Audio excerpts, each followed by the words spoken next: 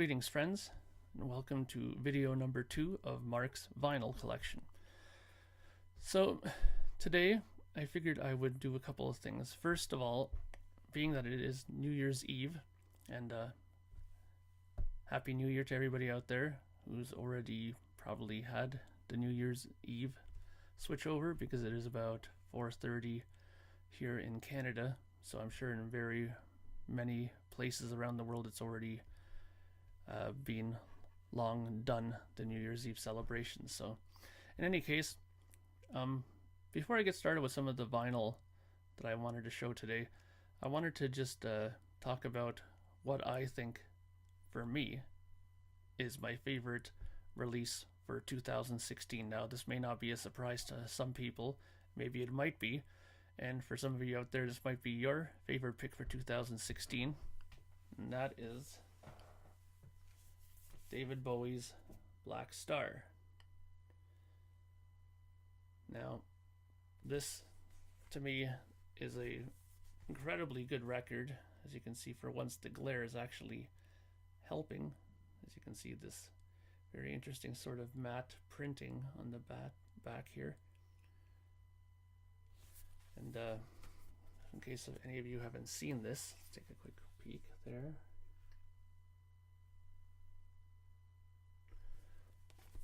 It's a very interesting record. That wasn't probably good. Came in this really sort of handy dandy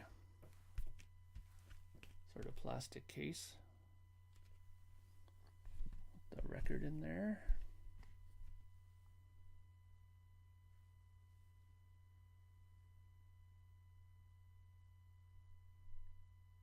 I'm not going to take it out right now because it's such a pain in the ass to get it in and out, so I'm just going to leave it in there for now. But I will talk about this record in more detail at a later time, so fear not.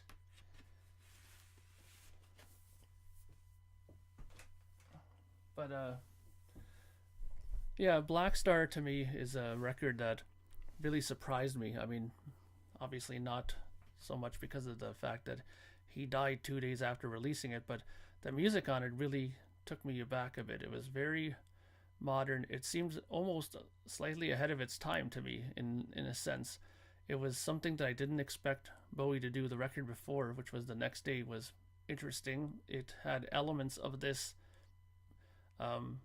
showing already in that record, but this took it a step further.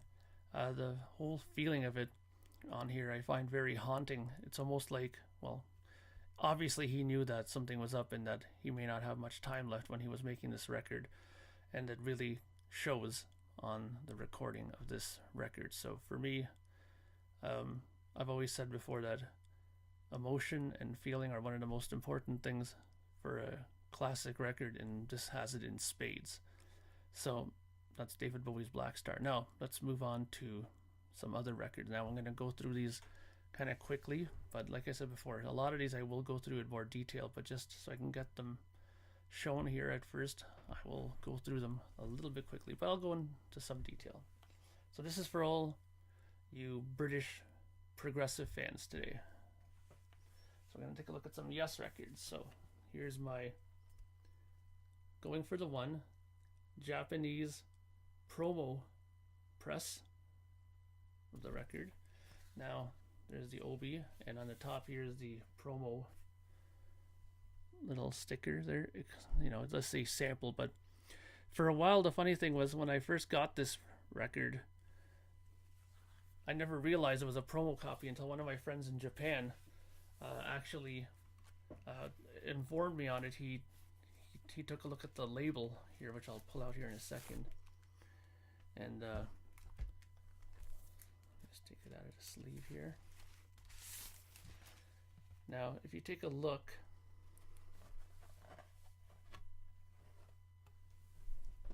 at it here, that black writing above side 1, apparently in Japanese, that's to indicate that this is a promo pressing. So very interesting. I never knew that beforehand, and probably would never have known it if it wasn't for my friend Alan in Japan. So That's one. Now, I'm not going to take out everything, I don't think, because this is going to take forever, and we'll be probably here for hours and hours. This did come with a sleeve inside. Sorry, a sleeve, an insert, lyrical insert. The next copy that I have is another copy of the Going for the One. Now this is a reissue done by a company called Friday Music, and now where my finger is down here, you'll see it says Friday Music. Okay, I still gotta get used to this. Friday Music. Now, what's interesting about this pressing, besides the fact that they did a great job on the triple gatefold of it, the vinyl on this is blue. It is a blue vinyl pressing of the record. There you go. And of course, just like on all of these sort of records, they have some sort of a hidden message on the dead wax. On this one inside A, it says "Thank you, yes," written in hand, and on the other side it says "Adopt a Greyhound today," which I'm guessing that the people that run Friday Music are avid greyhound dog lovers, so they're putting their little pitch in there for people to get out there and adopt a greyhound dog today. Now, I believe that this also, nope, this did not come with an insert of any sort, so that's that. Now, the next version I have here is my US copy of Going for the One. This is the same as all the other ones in terms of the triple gatefold layout. This has a slightly different label to it. Well, not really. I don't think it's a different label, but it's a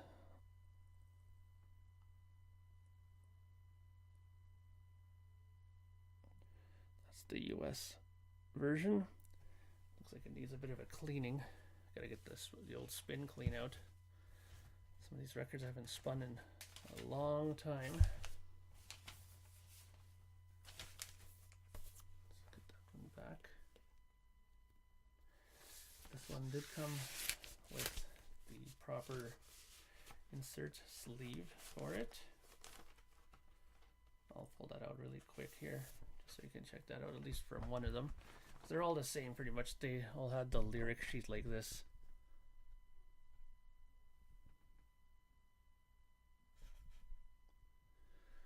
And, that's the other side, obviously.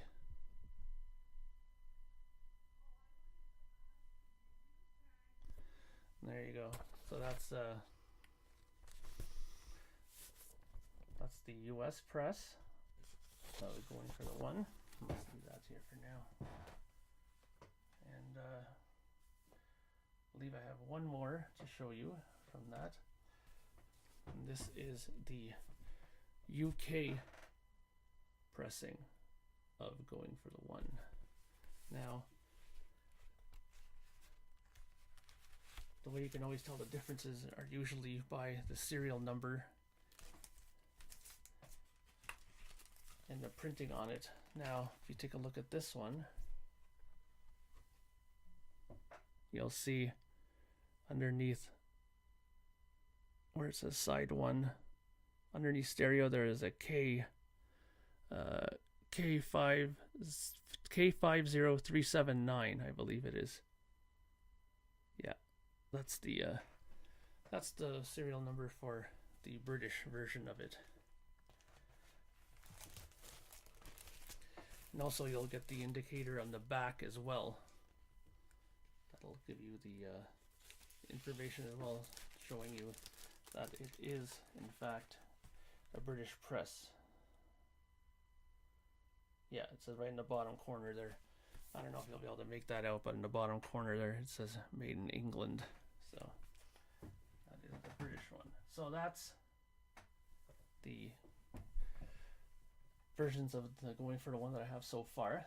Now I also have to show you the first Yes album, the good old black and red with the interesting sort of logo. Now this is a reissue, a British one, UK, from 1971. So it's not an original year, but it is much sought after. I got it at a great price and it's in great shape. There you go, you can see there.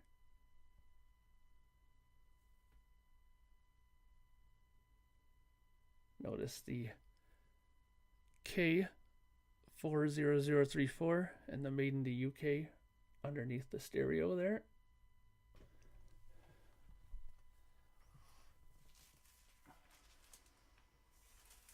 This is also a stereo pressing as well. I'd like to find a mono version of this, just simply so I can say I've, own a copy of it, because a lot of these records sound surprisingly good in mono. You'd be very surprised. Now, I have another copy of the debut. Now this is the alternate cover. Now this is the Canadian pressing, and this is also a 70s pressing of the album. And if you take a look at the information here,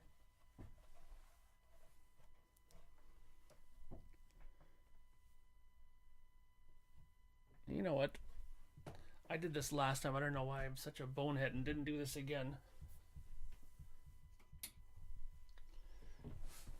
Yay. Maybe this will help. Oh yeah. So you'll see there we have the SD8243, which is the indicator for the Canadian and US release, I'm sure, but this is the Canadian pressing of the debut record. So my apologies, my friends, if that light was hampering your vision of the earlier records I showed.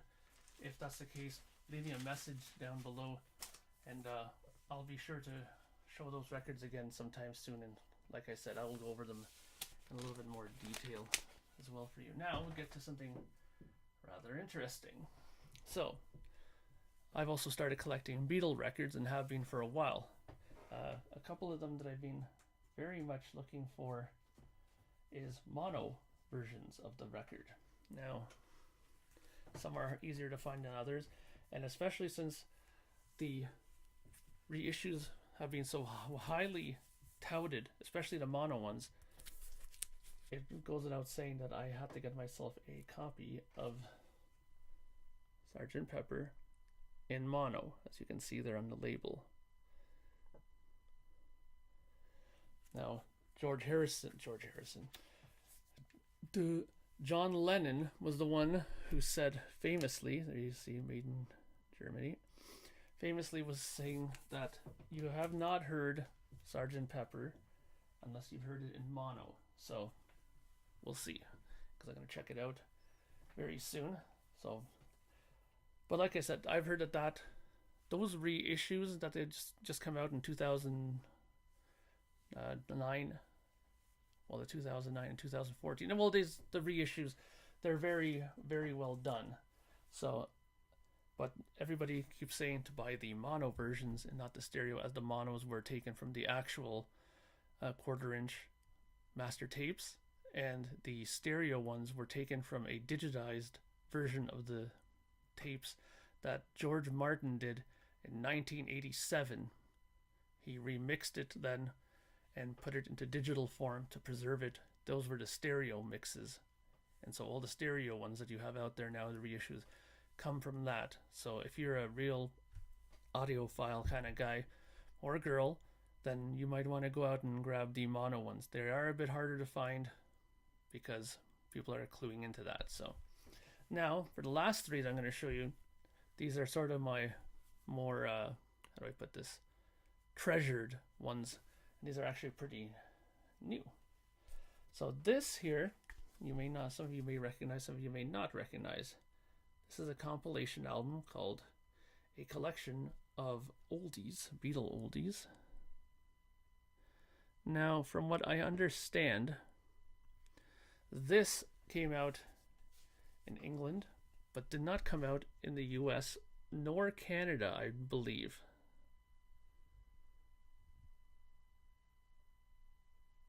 Okay, let me just double check my notes. So it came out in 1973, and some of the ways to check out and, you know, identify it a bit better is, of course, by the labels. So here you have side one. Now this is the black and silver Parlophone labels. See EMI written on there, Parlophone.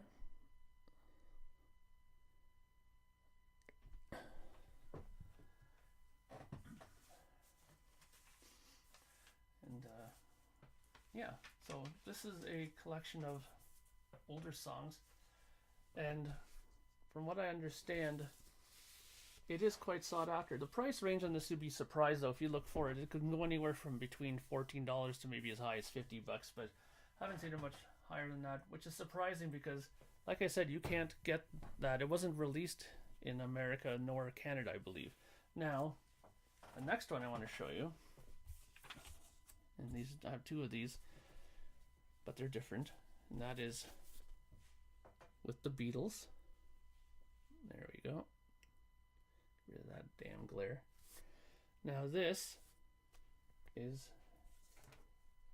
a UK import, 4th pressing, and ironically enough, the interesting thing about this one, what I found out some information about, was this is the last pressing on heavy vinyl. This does have heavy vinyl, I'll show you in a minute, before the oil crises of 1973. So this is the last time they did this on heavy vinyl. Now I'll pull this out and show you another interesting thing about this version is the original sleeve. I'll show you here. This is the original sleeve that came with it back in the 70s. Notice on this side the advertisement for Sgt. Pepper right there. Now this one here is another black and silver printing version, Parlophone. Notice the EMI in the box at the bottom.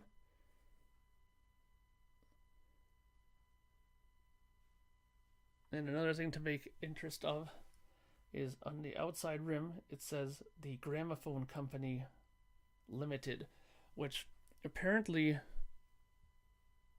here on this side here, where's my hand? Here? No, here. On this side, you'll see on the outer rim it says the Gramophone Company. Now that has significance in terms of identifying this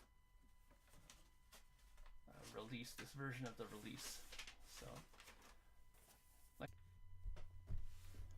okay, so the last one I want to show you here is with the Beatles.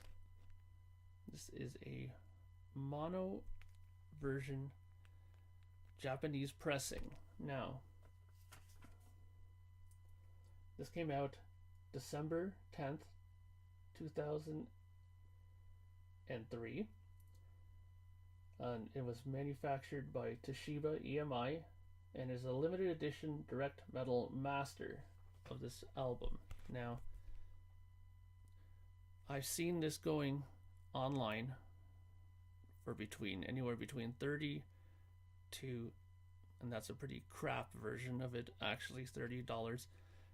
And nice versions go from anywhere between $120 to about $185 I've seen for this record. So there's the front.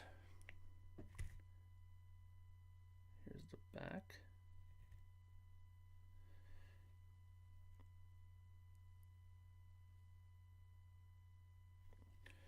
Now, this one, show you really quickly here. Take it out of the sleeve. This is a interesting sort of label here.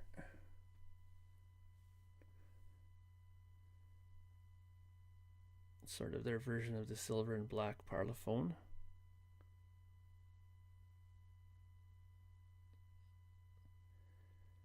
And the TOJP underneath the mono there is the indicator that you'll need to look up if you're looking for this exact pressing of the record.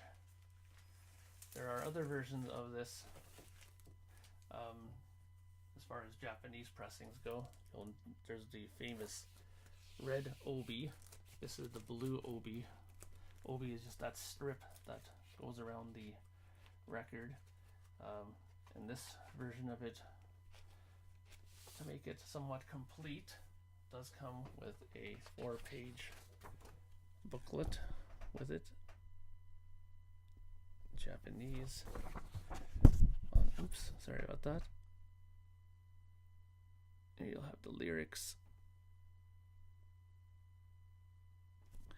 And if you were to open it up, there's more here. And it's mainly just lyrics, and not to be insensitive or nothing like that, but one thing about Japanese releases, whether it's Beatles or Kiss or Genesis or any of these bands, God love them, but the Japanese sometimes don't get the lyrics correct on these lyric sleeves, and they make for some humorous reading sometimes. So that is it for today. Those are my records I'm going to go over. There are still many more, yes, obviously, many more Beatles and other bands, whether it's Bowie, Rush, Rick Wakeman. I have a very interesting Rick Wakeman collection, but I'll get to everything soon enough, and many other things, Queensryche and lots of other bands. So for now, that's my collection. I hope you enjoyed it. Please hit the subscribe button and subscribe to this channel, and you'll get all the latest information and updates about this channel. Like I said before, this will also be the channel where you'll get updates on my band Projekt Gemineye, and you'll be getting something about that soon. And yeah, so thank you for watching. Happy New Year, everybody, and let's hope 2017 will be a much better year for music than 2016 was. Bye for now.